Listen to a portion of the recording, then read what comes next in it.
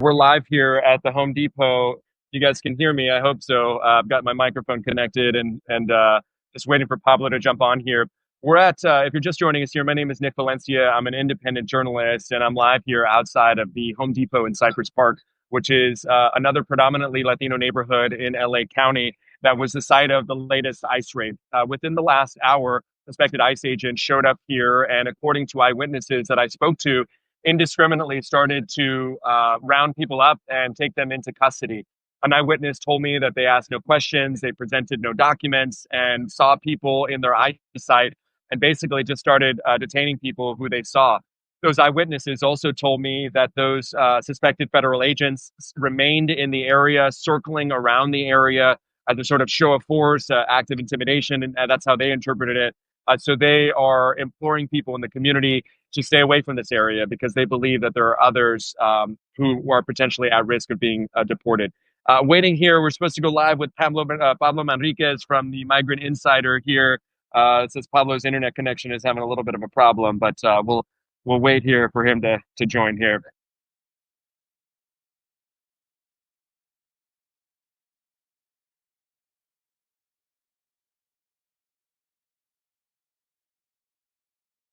All right, guys. I'm live here on Substack.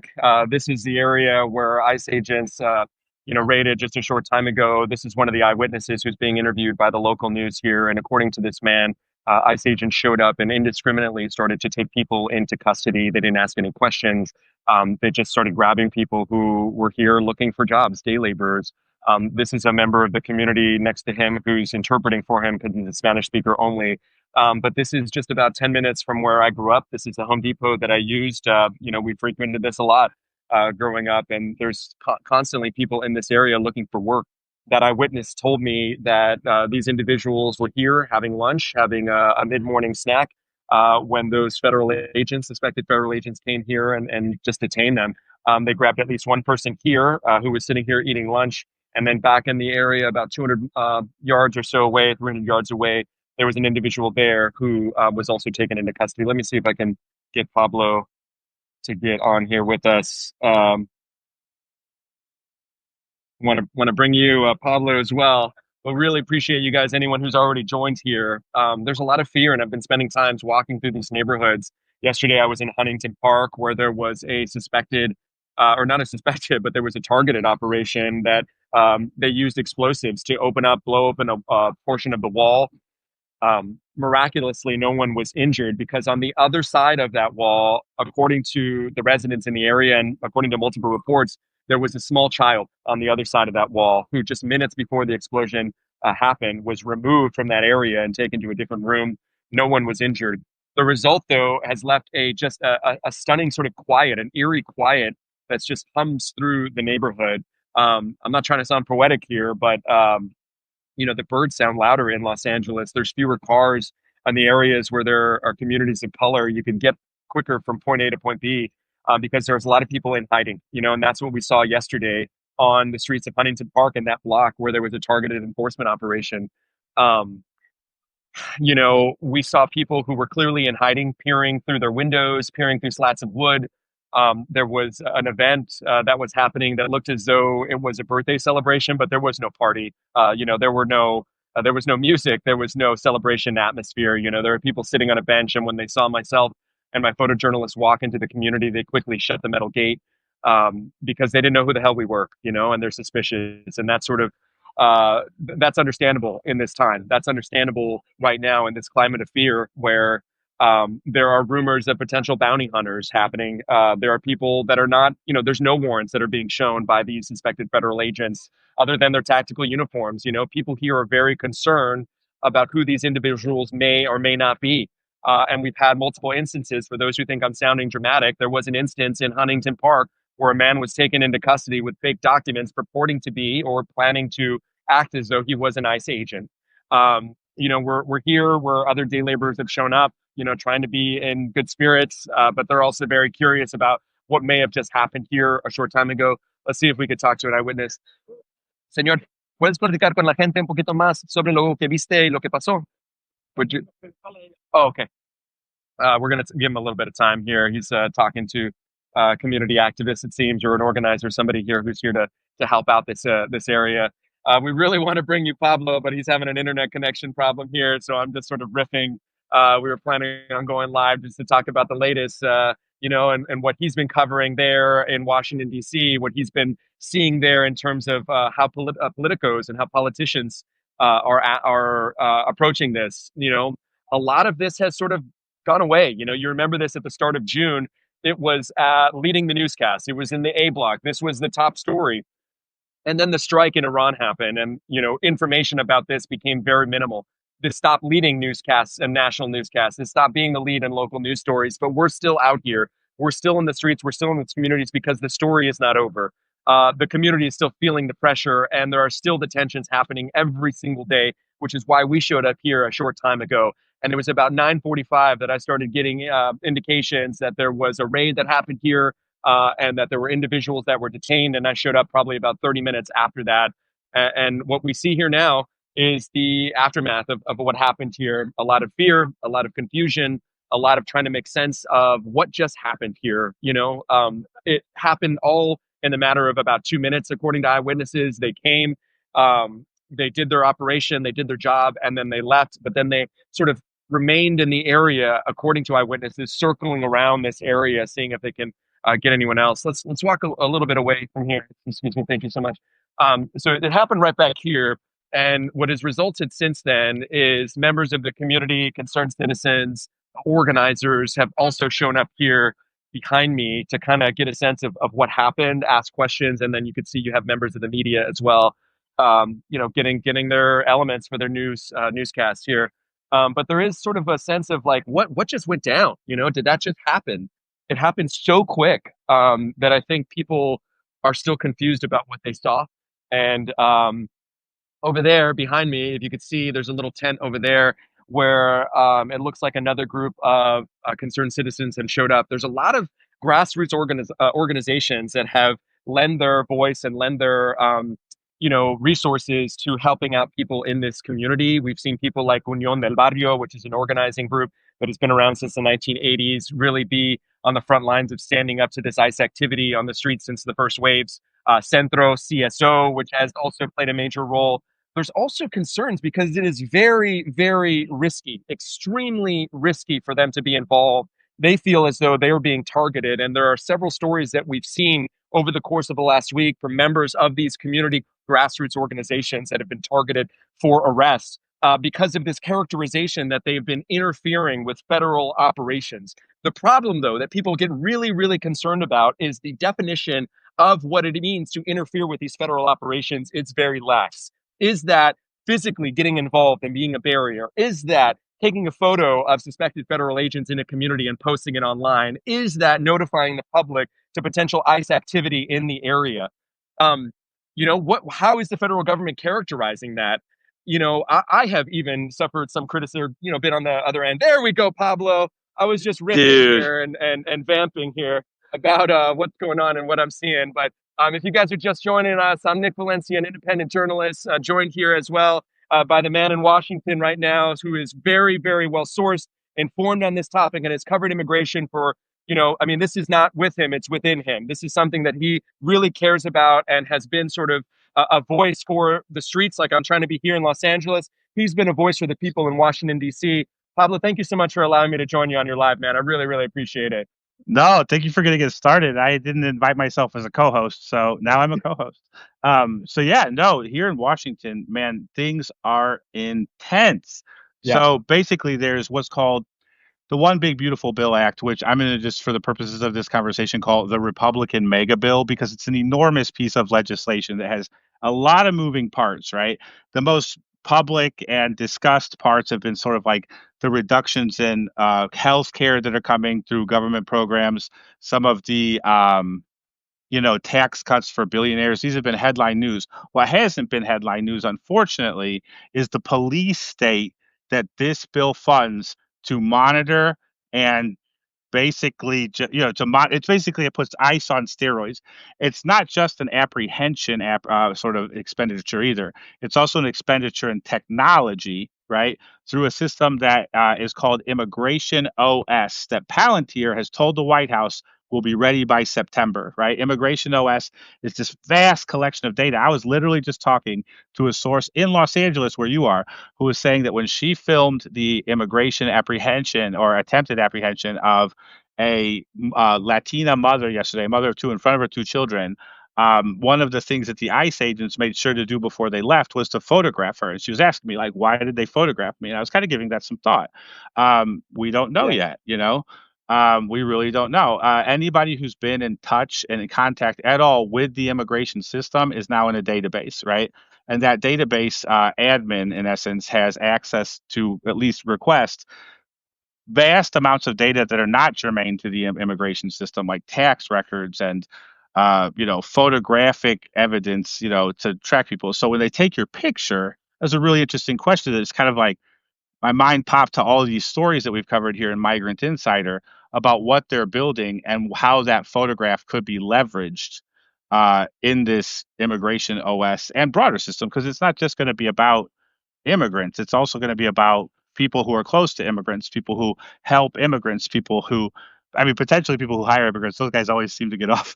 Like, but like, Well, that's what we're talking about is like this characterization of what it means to interfere with a federal investigation is becoming very lax and it's very loose, and no one really understands what that means. Is it physically interfering with a federal operation, or is it something simply as taking a video of this operation and posting it to social media? And there are grassroots groups here in Los Angeles that feel as though these targeted arrests that are happening, they're revenge arrests in their eyes. This is a terror campaign that's being launched here. I talked to a federal government source who has knowledge of these operations. He said that ICE feels right now that this is a reckoning. They feel that they have carte blanche to do whatever they want to do, to cast a wide net, and to figure it out later whether or not these individuals that they detained are American citizens or not. I also talked to them about this idea and this concern that a lot of people have here about getting their photos taken. And is there facial recognition software? Are we going into a database? It doesn't, whatever it is, because there's confusion about it. It's not, there's no clarity. It doesn't seem to be in good faith. Are they putting us into a system?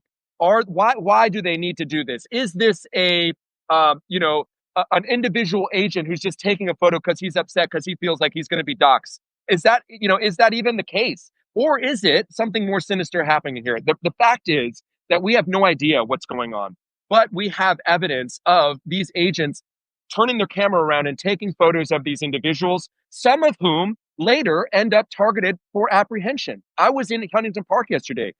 That was where a targeted enforcement operation happened, and they used an explosive, Pablo, to open up the wall of this home. On the other side of the wall was a small child who could have been right? hurt I in this. saw this footage. These were American citizens, reportedly, and they were targeted because, according to the feds, they interfered with the federal investigation. But what did they actually do? We don't know.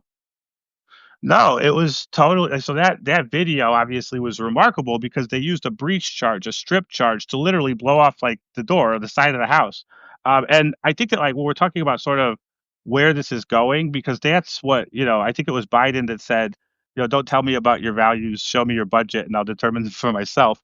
This is a moment where a budget, right, is a statement of values. But the bizarre thing about this particular bill is that it's sort of universally unpopular. I feel like most people don't know about it, right?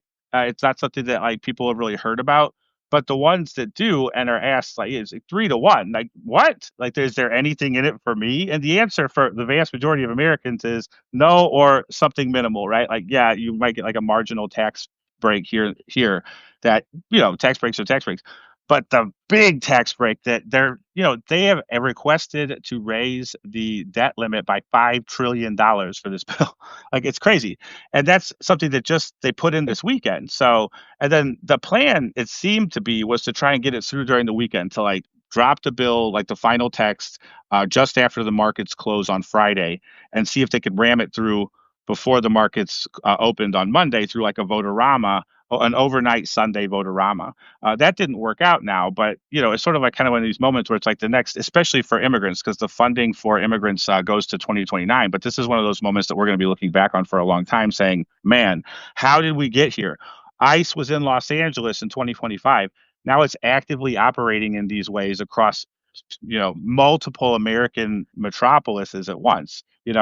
People are being like, sort of staked, they're stuck to their jobs. When they go through airports, they're being hassled for, taking videos like we've been talking Yeah. about. You know what I mean? Yeah. That's what the capability is. Like every touch point along the way within the federal government, is like being weaponized in an immigration context that also applies to citizens, right? And Petty it's being used under the blanket of law and order and under umbrella of law and order. And one of the things that we learned here from this eyewitness who's talking to local media is that the suspected federal agents that showed up here, Pablo, they asked no questions. They saw people in their eyesight and they took whoever they suspected as being undocumented into their custody. If you are okay with this as a American citizen, if you're okay with suspected federal agents coming here and indiscriminately picking up people who are just having lunch without asking a warrant, without asking questions, without offering a warrant. That's scary for me, as not only as a journalist, but as an American citizen. I walk around with a copy of my birth certificate right now, not to be dramatic or to be poetic, because this is the environment that we live in now. I'm a third generation Mexican American. It doesn't matter how close or my proximity to whiteness is. This is the environment that's happening here in Los Angeles on the streets. This is not for drama. This is not to be dramatic. We have no idea what the next thing or how much further the feds can go with this. And right now, what we're seeing happen in real time is warrantless arrests and detentions and confusion and concern about who these individuals are or who they pretend to be potentially. Yeah, and it's going to get worse, like a lot worse. But here's the thing: it is going to get worse, and it's going to get worse for at least, I'd say, obviously another 3 years and 7 months is like the pessimist's view, right? Yeah. But these things are becoming unpopular, right? So the question of when does it get better, through potentially like something like, okay, farm workers, you're good during the growing season. And then it starts a conversation around like, well, why don't we just let them go home in the winter, or whatever, and then they can Well, come isn't back it in the growing curious season, though? you Isn't know? it curious that there's these Democratic cities that are being targeted, and yet just 2 hours, 3 hours north of me in the Central Valley, where there are, countless Trump supporters surrounded by undocumented labor, there's no one targeted in the farms in Central Valley. There's no one targeting the farms in Delano, where it's the hub for the United Farm Workers. They are doing this in the test ground of Democratic cities, and there's no coincidence about that. Punto. Yeah. No, 100%. This is like very targeted, and it's also like I'm saying, like the silver lining is like it's if you have to see the long game here, it's going to get Yeah. worse, right? But the silver linings are that the precedents to get set, the unpopularity that the bill reaches with farmers who are in Republican places, like who say, am I next? Like how much more money do I need to spend to lobby the federal government so that my farm remains untouched in this chaos, right? So that I could sell my product in a market where my competitors are getting crushed, right? So it's like there's this whole perverse set of incentives coming in, and even in the local level amongst Latinos, like there are these stories surfacing out west of people like calling ICE on each other to like Right. create business advantages or whatever, And you and know this too, when you go into these communities, you often hear from the undocumented immigrant that they get a harder time from their not from their not, non-Latino colleagues, but from their naturalized peers who look like them but feel as though, you're not me, you're giving me a bad name. And so I need to be, even more critical or even more hard on you, you know. to these people, though, I always say the same. I'll say in English or Spanish to them. I'll be like, listen, no one is going to buy that you're white during this generation. It might happen. I don't know, someday, like your kids or whatever, but like for right now, you will die Latino. Like this is what you will be. So don't try and pretend like them going after them is going to help you. The Justice Department, we just broke a story a little bit ago. The Justice Department has a memo, right? That it's not just immigrants that are like, non-citizens that are being impacted. Like I keep saying, it's also like Pam Bondi, her Justice Department has a memo that prioritizes the denaturalization of naturalized citizens. So U.S. citizens. Proximity to whiteness is not going to save you in this current Boom. climate and era. Proximity to Exactly. whiteness is not going to save you. I want to Mm-mm. talk to this eyewitness here and see if we can talk to him. He speaks. Hola, señor. ¿Puedes platicar un poquito con nosotros sobre lo que viste, lo que pasó? I would love to talk to you a little bit about what you saw. Dime lo que sucedió aquí hace como 2 horas. What happened here about 2 hours ago? He said he was right here, and he believes that people were here in mass. He believes that there were federal agents showed up here, and there were people here right behind us eating. They were just having their tacos in the morning. And then right here, federal agents parked, others parked right here on the other side. And then there was about 10 of them, he said. And they came out. He said there. Well, another eyewitness says there was more than 10. He saw about 10 here. They said they came here like dogs and they surrounded everybody. And then right there in the corner, there como cuánta gente agarraron? How many people do you think they? Like about 6 people, he said over there they got, and then another person right here. So right in the middle of the street, just beyond here. I don't want to flip the camera around, but I'd say about 100 yards away from where we're standing. And the one that was selling tacos right here, he said, she ran and they ran. She ran. They ran after her and they got her as she was running. Dime cómo te ha afectado lo que viste. How has it affected you what you saw? Like a person, like a human. I look at the oppression of what the government is doing to us. They're oppressing people that are working here. They're just oppressing people that are working.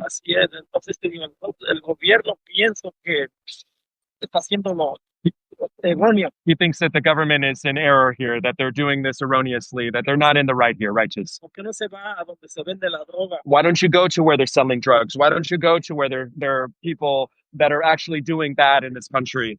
Why are you targeting los trabajadores? Why are you targeting the workers here? Why them? Why them? He says. Why do they use us as, like basically experiment animals that they're experimenting on? Why? They use us up, and then once they're done with us. If we all came here as immigrants, every single one of us. There's Italians, there's Puerto Ricans, there's people from everywhere. People from Venezuela. Why just us? Why just us? Listo. Gracias. Muchas gracias, señor. Oh, there's photos of individual. If you guys want to see, this is somebody who was detained earlier today. If you can see that there, this is a photo of the person that was taken into custody. Thank you so much. He's asking if this person knows this individual. So these are the faces. These aren't just stories. That's the face of one of the men that was taken into custody earlier today. And again, as we were talking about here, Pablo, they didn't ask for a warrant. They didn't mention who they were. They had face masks on, and they came here and they rounded up whoever they saw in their eyesight.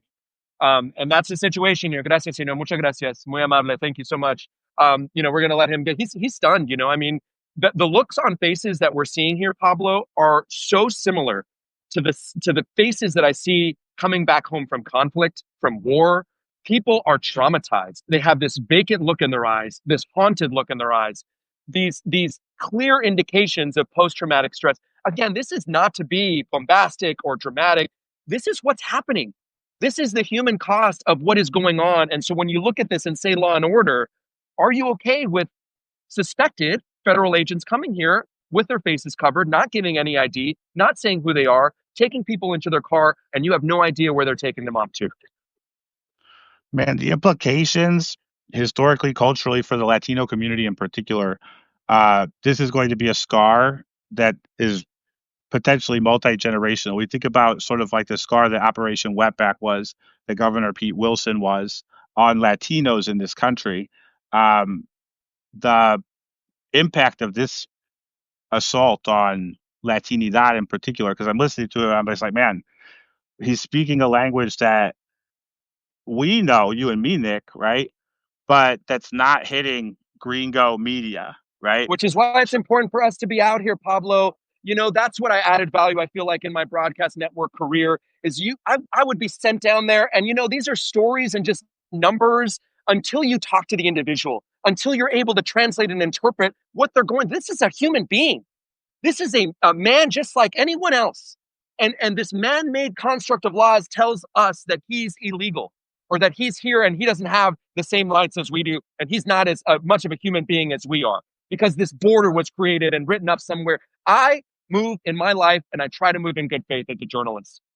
That is the most important thing. And I subscribe not to a man-made construct, but to a spiritual construct. And right now, individuals that I'm talking to, people that are in our lives, in our everyday orbit, feel like they are going through a terror campaign. That's it. Yeah. That's it. That's what's happening here. And how many people have you interviewed so far since the big offensive, the big DHS offensive, military offensive, the militarization of Los Angeles? Countless, you know, and that's the concern. It is a militarization. In the 90s, it was a sheriff with a revolver going in to go get the illegal. Now it's a whole militarized police force with long guns and tactical gear. This is different. This moment in time is different.